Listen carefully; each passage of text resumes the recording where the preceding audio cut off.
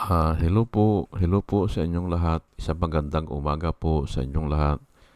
Ngayon po ay 1 ng Enero 2026 anyo. New Year po ngayon, no? At Happy New Year po sa inyong lahat. Ah, ang oras po ngayon dito sa Los Angeles, California ay alas 6:39 ng umaga. 6:39 ng umaga. Araw po ngayon ng Huwebes at nais ko po mag-vlog mga kababayan, mga minamahal, patungkol po dito sa yung kayamanan ng mga kurap, opo, na hindi nila dinideclare. Ang title ko po ay Undeclared Wealth of the Corrupt. Lahat na po yan, kahit na yung mga civilian o mga public officials o mga politiko. Opo, undeclared wealth of the corrupt. Yan po Kasi marami po ang nagsasabi o marami ang nagdemand na dapat ibalik. Opo, dapat ibalik, ikulong sila, parusahan sila, at yun nga, yung number 1, dapat ibalik. Yan po Ah, at yan ang naisipan ko na bakit ako magbigay ng komento ngayon dito. Ano ba ang nangyayari dyan sa mga kayamanan ng mga kurap? Yan po O saan ba napupunta yan? Opo. O ano ba ang kahihinatnan? Opo. Yan po ang tatalakay natin ngayon. Gagamitin po natin ang Biblia. Matthew 6 verse 19 hanggang 21, ang sabi po ni Jesus Christ dito, "Do not lay up for yourselves treasures on earth, where moth and rust destroy, and where thieves break in and steal. But lay up for yourselves treasures in heaven, where neither moth nor rust destroy, and where thieves do not break in and steal. For where your treasure is, there your heart may be also." Ayan po ay sigurado po yan. Kasi nga si Jesus Christ po nagsalita niyan "Do not lay up for yourselves treasures on earth, where moth and rust," na kung saan ang sabi niya, yung moth, yung mga kuwan niya, yung mga anay o mga kuwan niya, yung mga kulisap o mga bakterya o kahit ano yan, kayang sirain yung kuwan kahit na ginto yan, nasisira din po yan ng kuwan yung asido, ganyan o kung yung mga anay kasi may daladalang asido yan o yung mga ibang mga kuwan, mga gamu-gamu siguro yan moth and rust. At yung rust naman ay kahit na anong tibay ng building mo ay may bakal yan, ay sa katagalan po yan, after 60 years, 80 years, nakakalawang po yung bakal hindi ba? Kaya nadi-destroy. And kung hindi naman ma-destroy, where thieves can come in and steal. Ayan po or break in. Thieves can break in and steal. Pwedeng nakawin po yung mga kayamanan nila, hindi ba? Ngayon, ay lay up for yourselves treasures in heaven. Ayan po. Na kung saan yung mga kulisap o yung mga anay ay hindi nila kayang sirain at yung hindi nasisira ng kalawang at hindi rin mananakaw ng mga yun nga, where thieves cannot break in and steal. Yung mga treasures na naiipon natin doon sa heaven. For where your treasure is, there your heart will be also. Yan po nakasulat. Ngayon, ay ano ba itong mga treasures on heaven? Treasures in heaven. Ito po yung mabubuting gawa o magagandang gawa. Yun po ang may merit sa Panginoon. Pero itong mga kayamanan na ito, sa mundong ito, ay yan po ang panlinlang ni Satanas. Yan po ang ginagamit niya Nililinlang lang ang tao. Pero ay pwedeng mawala po ang kayamanan Pwedeng manakaw, pwedeng masira. Hindi ba? O pwedeng itakbo nung dami. Hindi ba? Ganyan po. Yung pinagkatiwalaan nila, kasi pinagkakatiwala po nila yung mga kayamanan o ipinapangalan sa ibang pangalan. Opo, na yung trusted nila, yung trusted friend o yung confidant nila. Ay katulad nga yung driver, hindi ba? Yung driver ni Cabral, sang-ayon sa kanya, sinabi niya, tuwang-tuwa siya dahil pinangakuan siya na ipagpapagawa siya ng bahay. Mga trusted na yang ganyan, hindi ba?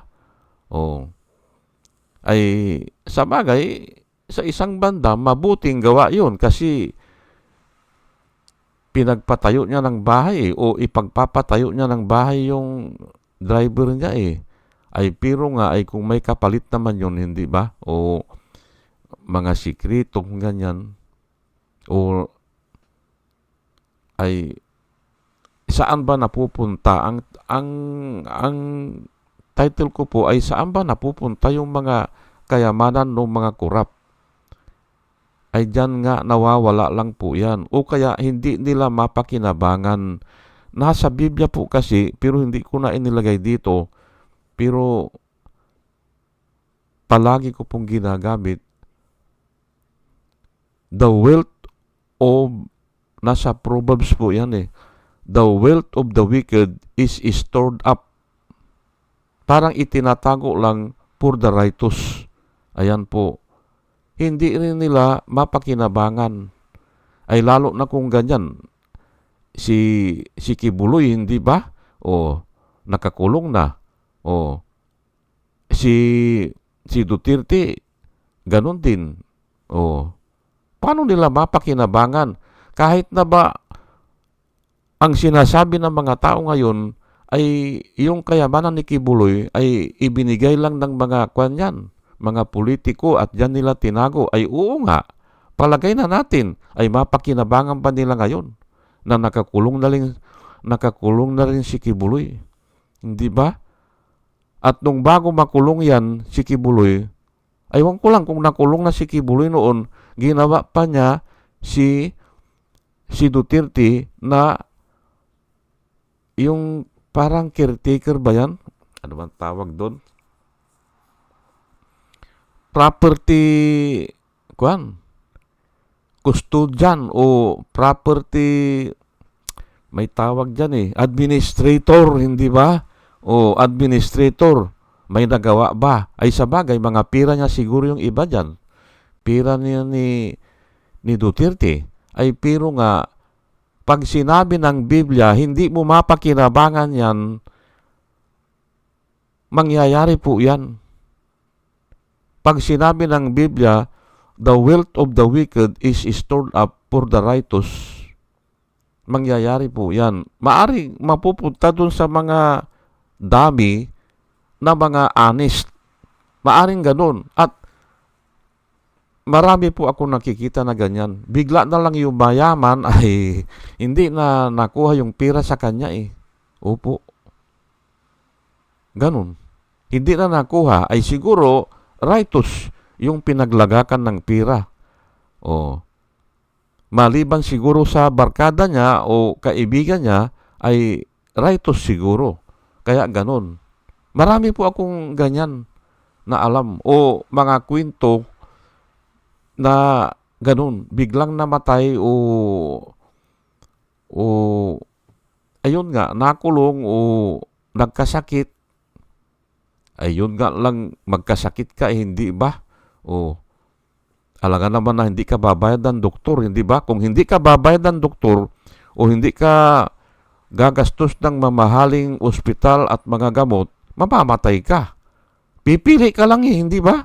Pipili ka lang mamamatay ka o gagastos ka. Yan po hindi ba? O, ay, kung naasunto ka naman, ganyan kay Duterte, hindi ba? Na ilan ba yung bayad kay Kaupman sa isang buwan? O, ilan ang bayad sa kanya? Ay, ang mahal po, hindi ba? O, kung hindi ako nagkamali, 3 million pesos? O, ay, pero hindi ako preparado ilan yon kung ilan ang binabayad, pero napakalaki po noon. Oh. Ay saan niya kinukuha? Ay di doon sa kwan niya, doon sa mga kunyari ay naipon niya. Pero nga ang sabi nga ng Biblia, the wealth of the wicked is stored up. Baka yan ang nangyayari. Ay ilang buwan na ba nakakulong yan, hindi ba? 9 na buwan na ata eh. Oh. Bayad siya, hindi ba? Babayad siya ng ganun kay Kaupman. Ay kung marami yun, hindi ba? Grupo sila yan eh. Yan sila Kaupman. O, associates ang tawag dyan eh. Kaupman and associates, hindi ba? Babayaran niya yan. May mga researcher yan. May mga attorney din yan. O, hindi ba? Ganun lang po yan. O, at hindi po nagsisinungaling ang Biblia. Yan po Ngayon ay ano po ang sinasabi ng mga tao? Dapat daw ibalik yung ninakaw. Ay maganda sana yan. Ako, gusto ko rin yan na ibalik sa kaban ng bayan. At yung iba nga, nagbabalik na sila eh. Yung iba, yung mga public works engineers, hindi ba? Nagbabalik na sila. Ay ito ngayon, sa 1 Timothy chapter 6, verse 17 hanggang 19, ito pong ating mababasa, Instruct those who are rich in the present age not to be conceited and not to put their hope in the uncertainty of wealth, but in God, who richly provide all things for us to enjoy. Instruct them to do good, to be rich in good works, and to be generous and ready to share, treasuring up for themselves a firm foundation for the future, so that they may take hold of that which is truly life. Ayan po. Yun talaga ang totoong buhay. Yung tutulong sa mga mahihirap, ganyan, o i-share mo yung mga blessing mo, yun po. At yun ang good works. Basahin lang po natin ulit at habang isang sentence ay i-translate natin. Instruct those who are rich in present age to be conceited, not to be conceited and not to put their hope in uncertainty of wealth. Uncertain po yan eh.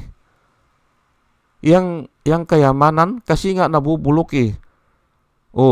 Yung bahay after 70 years, wala na yan eh. Babagsak na yan eh.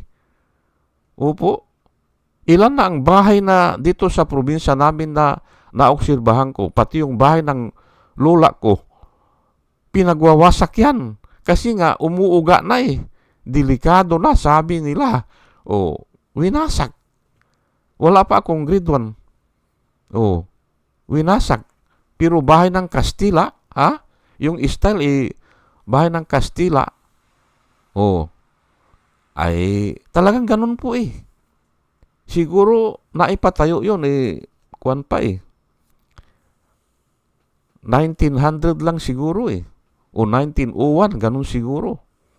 Oh, ay nung pinanganak ako ng 1958, oh, hindi pa ako nag-aaral. At 6 years old ako, binaklas na eh.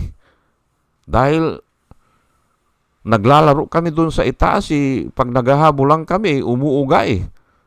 Oh, binabawalan kami ng mga matatanda. Huwag na kayong maghabulan dyan. Sabing ganun, baka bumagsak na yan. Ganun po eh. Nasisira po eh ang kayamanan ng mundong ito. Hindi ba? Oh. Ngayon, ang nakasulat po dito ay yun nga, do not put your hope in the uncertainty of wealth. Uncertain po yan eh.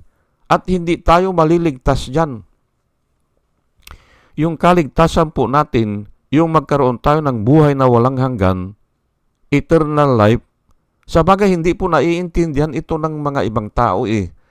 Kaya hindi ko masyadong dinidiscuss eh.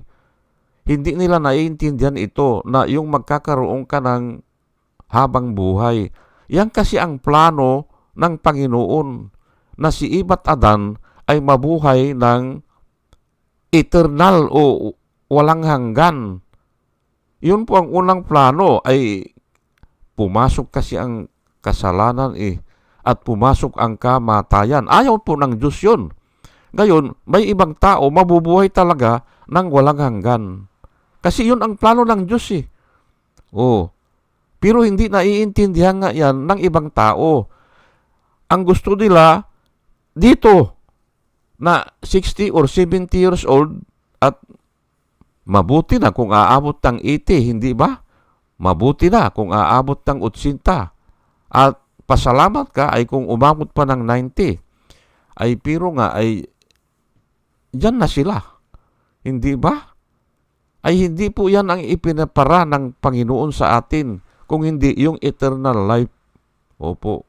Ay hindi nga maintindihan kaya hindi ko na masyadong i-discuss. At yan, dyan sila nalululong, hindi ba? Dyan sila nahuhumaling sa kayamanan ng mundong ito. At yan ang inilalagay ng dyablo sa kanilang kaisipan. Yan po. Pero ang Diyos pa rin ang masusunod dyan. Pag sinabi ng Diyos na hindi nila mapakinabangan, gagawin po yan. Si Tandang Marcos namatay sa exile, hindi ba? After 3 years sa Hawaii, namatay. Napakinabangan ba niya? Yung mga Swiss bank account niya, hindi. Oh. Totoo po ang Biblia. Hindi ba? Oh. Ako, mayroon akong alam na kwan eh, na presidente noon eh. Kinikwento dito sa amin eh. Presidente na ang kwan niya ay yung matandang Claro Imricto. Biglang yumaman yun. Biglang yumaman. Ang sabi nila ay ang kayamanan niyan dahil bata-bata siya nung presidente. Hindi ko nasasabihin pero in-identify nila yung si Claro Imricto. Kaya pala, doon sa Ricto noon, nung nag-aaral ako ng engineering, mayroon doon yung kwan, yung sinihan. Yun. Oh. Yumaman daw yun. Yun si Claro Imricto. Ay, ewan ko lang kung totoo yun. Pero ganun nga gumagamit ng dami. Ngayon ay doon sila nagtitiwala. Dahil yun nga ang ibinibigay ng dyablo sa kanila na sige, mag-ipon ka ng kayamanan para maging makapangyarihan ka. Pero hindi po yan ang pinapagawa sa atin ng Panginoon. O, saan tayo magtiwala o saan tayo manalig? Sa Panginoon. But in God, who richly provide all things for us to enjoy. Ayan po. Instruct them to do good. Ayan, to do good yung mga tao, instruct yung mga tao na gumawa ng mabuti, to be rich in good works. O, mas marami, mas maganda, hindi ba? And to be generous. O, ano ba yung generous? Yung binabahagi mo, yung mga blessing mo, and ready to share. Ayan, sinishare mo. Treasuring up from themselves in firm foundation for the future. Ayun nga doon ka nga mag-ipon. Yun yung tunay na kayamanan na hindi nabubulok, yung mabubuting gawa. Ayan po ang sinasabi ng Biblia. So that they may take hold of which is truly life. Yun ang totoong buhay. Hindi ba? Hindi yang ganyan sa inaakala nila na itong mga corrupt official na ito, kaya nga ang title ko, Undeclared Wealth of the Corrupt Official. Kasi iniisip nila na kung mayaman sila, ay okay na ang buhay. Ay hindi po eh. Nakikita po natin ngayon ang nangyayari, hindi ba? Nagpapakamatay, hindi ba? Kung totoo man yan. Pero, ay si Angelo Reyes nagpakamatay, totoo yun, hindi ba?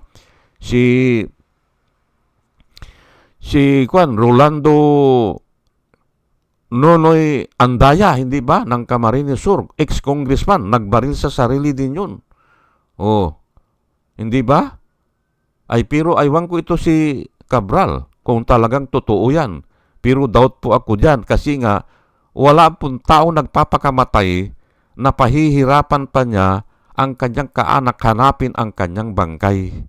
Wala po. Walang tao na nagpapakamatay na pahihirapan pa niya ang kaanak niya na i-retrieve o i-identify ang kanyang bangkay. Wala pong ganun. Usually, sa opisina lang yan o sa bahay o sa puntod ng kanyang ina, si Angelo Reyes, hindi ba? Andali, hindi ba? Hanapin.